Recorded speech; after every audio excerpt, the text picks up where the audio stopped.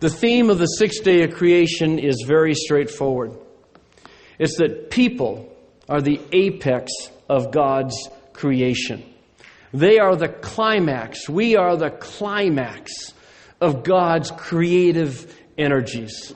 And if you look at Genesis 1, almost from a literary standpoint, and you read through the chapter, you can feel a literary crescendo building, getting up to day 6. As you go from day 1 to day 2 and so forth, the descriptions of each day get longer.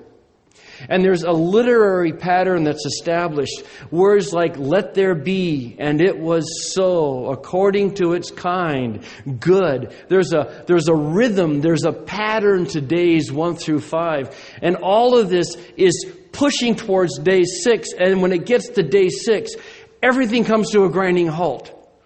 There's a literary stop to the pattern, to the rhythm that Moses has been creating. And the familiar let there be becomes let us make. And instead of creation reproducing according to their kind, we have Adam and Eve being created in our image. And instead of just filling the earth, we are told to not only fill the earth, but to subdue the earth, to rule the earth, to have a dominion over the sphere, as well as rule over the animals and the plants that God had created. It's this powerful crescendo moving towards day 6.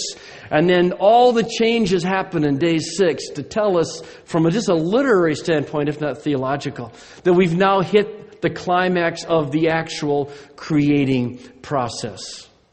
That's the theme of day 6. That you and I are the apex, the center point, the focal point of God's creation. You and I are not some Darwinian mistake. You and I did not make it to the, quote, top of the evolutionary ladder because we have opposing thumbs and the ability to think abstractly. That's not who we are. It's not why we're here. I am the crowning point of God's creation.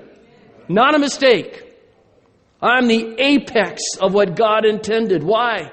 Because an omniscient, all-powerful God said, let us make man, let us make people in our image. God wanted to create something that was more like Himself than the birds were like Him.